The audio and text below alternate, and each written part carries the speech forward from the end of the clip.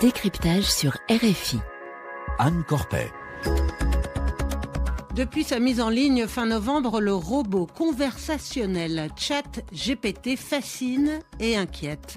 Accessible gratuitement, il est capable de rédiger en un temps record et en plusieurs langues toutes sortes de textes, poèmes, dissertations, argumentaires juridiques et même d'élaborer des codes informatiques complexes. Ce robot répond à nos requêtes comme s'il dialoguait véritablement avec nous. ChatGPT a ses défauts, il est capable d'énoncer des erreurs. C'est donc un outil formidable dont il faut aussi apprendre à se méfier, mais il propulse l'intelligence artificielle dans notre quotidien. ChatGPT m'a ainsi suggéré quelques questions pour cette émission aujourd'hui. Décryptage est donc conçu avec l'aide de l'intelligence artificielle. Et avec nous en studio pour tenter de comprendre ce qu'est ChatGPT et quel changement il va apporter, Gilles Babinet, bonsoir. Bonsoir. Vous êtes coprésident du Conseil national du numérique et entrepreneur. Et tout d'abord, je voulais vous faire écouter ceci. Je suis ChatGPT, un modèle de langage de grande envergure formé par OpenAI. Je suis capable de comprendre et de générer du texte en fonction de différents contextes et de tâches spécifiques. Je peux répondre à des questions, générer du contenu, traduire des phrases et bien plus encore. Je suis en constante amélioration pour offrir des réponses plus précises et plus utiles. Et ce qu'on vient d'entendre, c'est la réponse de ChatGPT à la question « Qu'est-ce que ChatGPT ?» Vous trouvez cette réponse satisfaisante ? Oui, je pense qu'elle est assez exacte. Ça résume bien ce que ça fait. Mais ce qui manque probablement, c'est l'emphase et le ton qui mettrait en exergue le côté quand même assez spectaculaire. Alors justement, ChatGPT a connu un succès foudroyant. Le système a été ouvert au public, je le disais, fin novembre. Il a attiré 1 million d'utilisateurs en 5 jours. Alors c'est le buzz de la nouveauté ou c'est vraiment un robot aux prestations spectaculaires ? C'est un robot aux prestations spectaculaires avec des technologies qui sont quand même assez banales. C'est-à-dire que ce qui est spectaculaire, c'est d'avoir accepté de faire l'investissement. On considère que c'est un investissement qui est de l'ordre de 100 à 150 millions de dollars juste pour cette implémentation.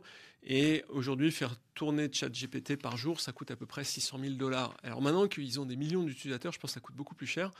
Mais peu importe, c'est le fait d'avoir pris des technologies qui existent depuis un certain nombre d'années et de les avoir fait travailler de sorte à ce qu'elles apprennent et qu'elles soient capables de faire cette espèce de dialogue, de restitution, de synthèse qui est extrêmement efficace en fait. Mais qu'est-ce qui différencie ChatGPT des autres modèles de traitement automatique de langage ? Rien, en fait. Ce sont des technologies qui sont sur étagère. C'est-à-dire peut-être pas vous et moi, mais n'importe quel développeur peut aller chercher les briques technologiques de base, les assembler et refaire quelque chose qui ressemblerait d'assez près à ChatGPT. Et d'ailleurs, il y a un certain nombre de startups, dont une startup française qui a échangé avec moi il y a quelques jours, qui ont décidé de développer des technologies semblables qu'elles mettront sur le marché prochainement. Alors, comment ça fonctionne, ChatGPT ? Alors, le principe, c'est qu'il vous faut de la data. Et la data... Données. La donnée, exactement. J'allais faire la traduction. En français, c'est un peu plus... Nous, on dit de la donnée, mais quand on voit de la donnée en français, on voit plutôt des chiffres, alors que nous, on appellerait ça plutôt du contenu, c'est-à-dire un peu tout ce que vous trouvez sur Internet. Et ça va avaler ça, ça va itérer ça, et ça va s'améliorer progressivement. Il y a toute une phase d'apprentissage. C'est un peu plus compliqué que ça. Il y a le raffinage, l'apprentissage, etc. Et puis, à partir du moment où vous le mettez en phase d'exploitation, où vous permettez aux gens de poser des questions, ça continue à apprendre au fur et à mesure où vous posez ces questions. C'est-à-dire que ce dialogue crée une forme de raffinement du système permanent. Et alors, quelles sont les données que ChatGPT a ingérées ? Eh bien, c'est une bonne question, effectivement. On considère que les deux plus grandes sources de données, c'est Reddit. Donc, c'est une forme d'énorme communauté de questions-réponses. Et puis, la deuxième, c'est Wikipédia. Mais les sources sont très diverses, puisque Wikipédia, c'est 0,6% des données de ChatGPT. Et Reddit, on considère que c'est à peu près 5 à 10%. Voilà. Et le reste, ils ont été le chercher où ils ont pu. Ils ont trouvé des partenariats. Semble-t-il, un partenariat avec Microsoft qui leur ont permis d'accéder à beaucoup, beaucoup de données pour faire cet apprentissage. Alors justement, qui a créé ChatGPT ? Alors, ChatGPT, c'est une initiative assez intéressante. C'est Sam Altman. D'un côté, c'est un entrepreneur très connu dans la Silicon Valley. Puis l'autre est encore plus connu, c'est Elon Musk. Et en fait, leur idée, c'est de dire il faut qu'il y ait une fondation qui s'occupe de traiter spécifiquement les sujets de code ouvert, ce qu'on appelle de l'open source, qui ont trait à l'intelligence artificielle. Donc cette fondation s'appelle OpenAI. Il se trouve que maintenant, c'est plus tout à fait une fondation. C'est une fondation for profit, c'est-à-dire qui a le droit de faire des profits. Mais ça reste quand même l'esprit un petit peu initial. Et ils ont amené des contributions absolument majeures dans le champ de l'intelligence artificielle, qui sont surtout sur le champ de la recherche appliquée.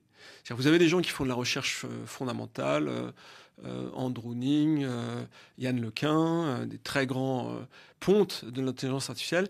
Et puis OpenAI, c'est un peu plus de la recherche à des fins d'application. C'est-à-dire que les codeurs arrivent, ils se servent des grosses briques qui sont disponibles et ils peuvent potentiellement les mettre en œuvre assez facilement. Alors justement, à quoi ça peut servir et de quelle manière, enfin quel type de tâches ChatGPT peut effectuer ? Alors les tâches de ChatGPT, elles sont illimitées dans la mesure où vous prenez des grands environnements de données. Alors parmi ceux-ci, il y a le code informatique.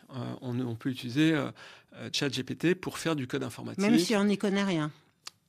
Je ne dirais pas ça. Je ne pense pas qu'on puisse faire aujourd'hui du code sans rien y connaître, mais on peut économiser de très grandes quantités d'énergie et effectivement faire un certain nombre de choses. Il faut avoir des connaissances en informatique, mais on peut aller dans des disciplines qu'on ne connaît pas. Voilà, je peux structurer un certain nombre de noyaux que je vais après employer dans un projet un peu plus large sans nécessairement connaître le contenu de ces noyaux. Et donc, ça peut répondre à peu près toutes les questions que vous pourriez vous poser, dont la réponse se trouve déjà sur Internet, d'une certaine façon. Il n'y a pas de miracle, ce n'est pas des machines qui ont une conscience et qui sont capables d'inventer des choses. Ce sont des machines qui vont faire des synthèses assez astucieuses. Quand vous faites Sciences Po ou quand vous passez le bac, on vous apprend à faire une synthèse. Eh bien, il faut imaginer que ChatGPT fait cette synthèse, mais à une échelle absolument monumentale. Donc, ça permet de faire ça. Mais le point qui me semble important, c'est que ces systèmes experts vont pouvoir aller beaucoup plus loin que le fait d'être des outils qui permettent de faire des bonnes rédactions, qui évitent de le faire soi-même en devoir de classe. Ce qui est la grande frayeur, je crois, des Français actuellement. Oui, on en reparlera. On va en reparler. Ils peuvent potentiellement assister à un chirurgien. C'est-à-dire, ils peuvent dire, écoute, moi, je pense que sur cette image, je vois telle chose, et donc, ce que je vous recommande, ou je te recommande, suivant le pays où on se trouve, c'est de faire telle opération. Et potentiellement, ils pourraient même tenir le bistouri. Alors, c'est un peu plus que ChatGPT, mais il y a un champ du possible qui est assez élevé. Ça veut dire que ça va révolutionner, en quelque sorte, le monde du travail dans certains secteurs ? Je pense qu'on peut dire ça. Je pense qu'on peut dire ça. Il faut être assez précautionneux quand on affirme ce genre de choses. Mais ça fait maintenant 40 ans qu'on dit que l'informatique va amener des révolutions majeures. Et en réalité, dans l'économie, dans les statistiques d'économie, on ne le voit pas. On ne le voit toujours pas. Là, je pense qu'on va le voir. Ça va prendre probablement 5-10 ans, mais c'est quelque chose de majeur et c'est plutôt une bonne nouvelle. Et ça n'est pas forcément quelque chose de catastrophique pour l'emploi. C'est-à-dire que dans l'histoire économique des 200 dernières années, on a toujours cru que les machines allaient détruire de l'emploi. Ça ne s'est pas vraiment révélé vrai. Alors, je ne sais pas, on peut comparer à ça à la révolution industrielle ou à l'instauration de chaînes de montage pour les automobiles. Ça va remplacer des tâches qui sont un petit peu fastidieuses peut-être. Et est-ce que ça va créer aussi de nouveaux emplois justement ?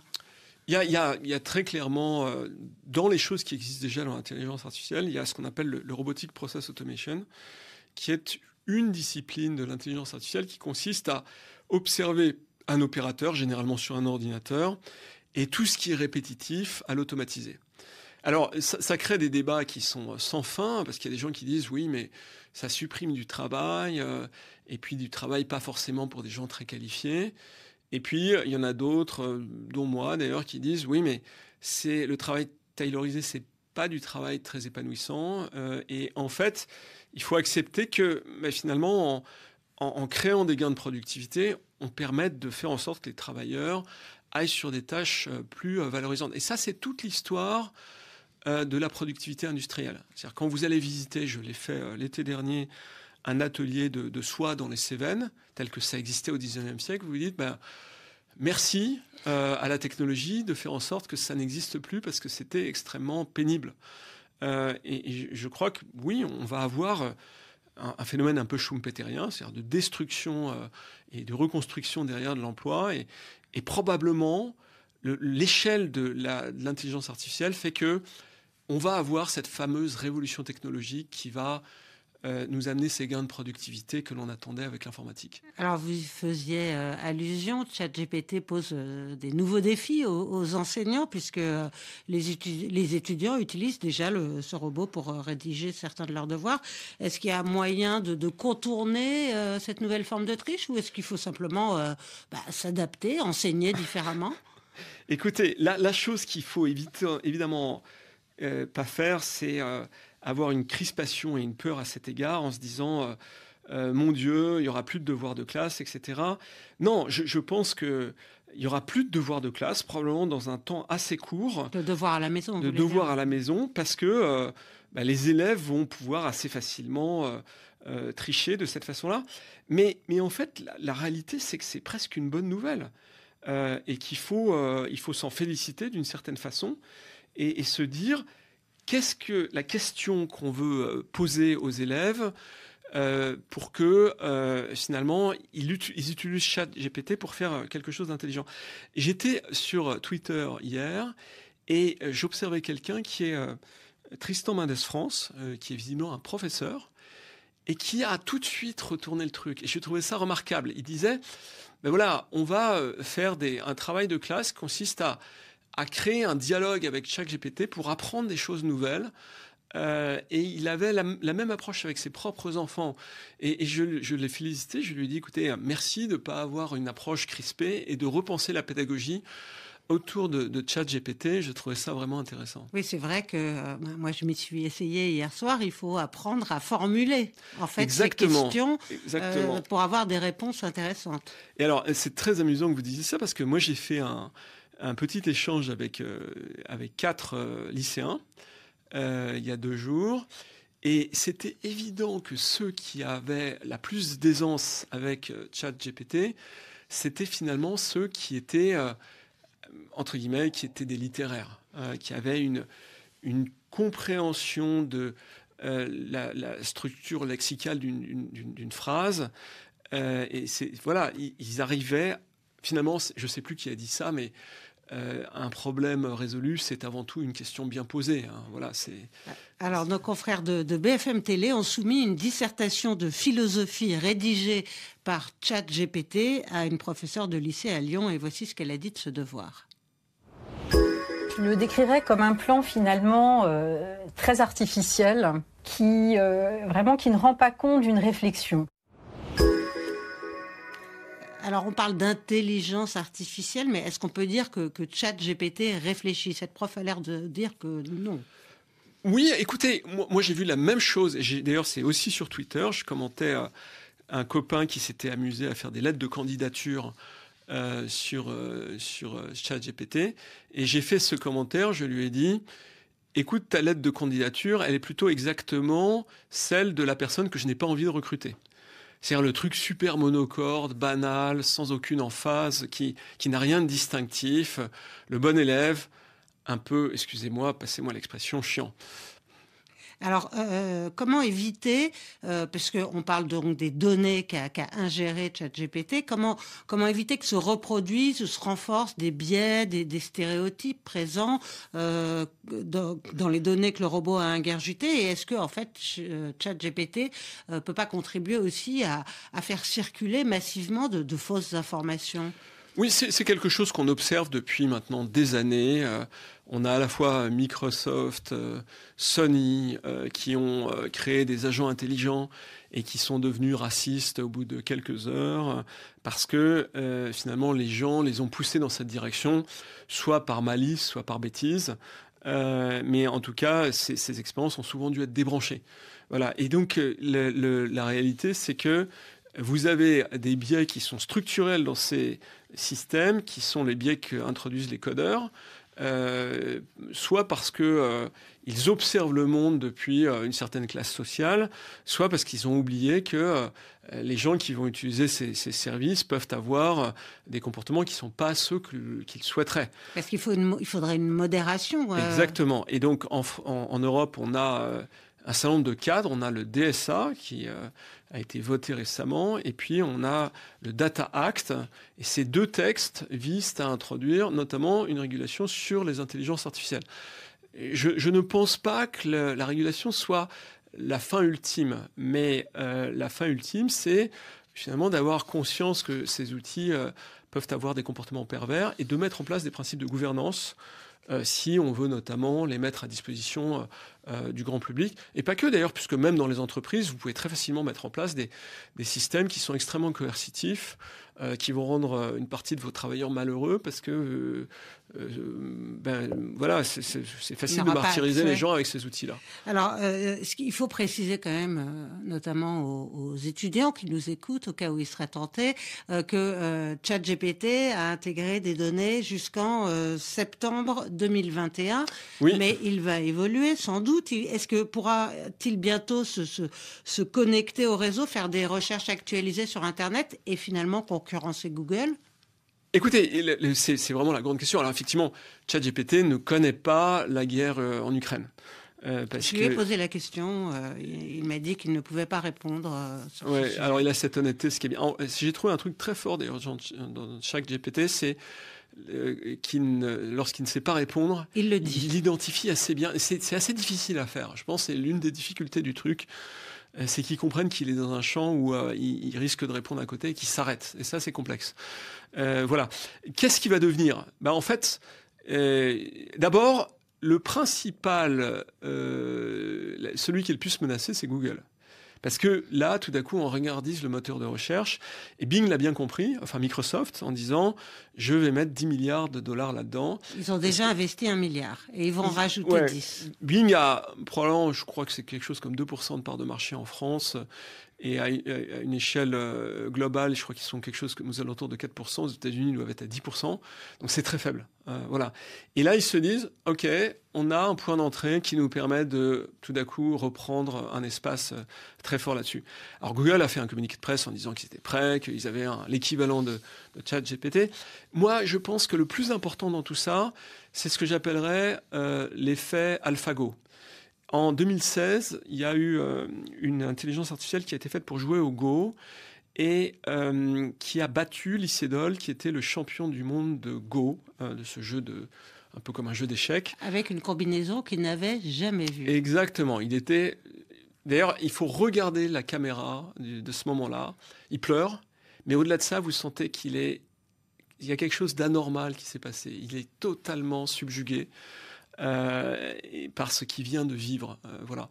Et en Chine, où on joue plus au Go qu'en Europe, ça a été le moment AlphaGo. Et moi, je vais vous raconter une anecdote qui est incroyable. Enfin, rapidement, parce qu'on n'a plus que 30 secondes. Je monte dans un taxi, et le taxi me dit, vous savez, Xi Jinping, il a dit, il faut que les taxis soient capables de comprendre l'intelligence artificielle. Et il m'a montré une application sur son téléphone qui avait été fait spécialement pour les chauffeurs de taxi pour qu'ils apprennent l'intelligence artificielle.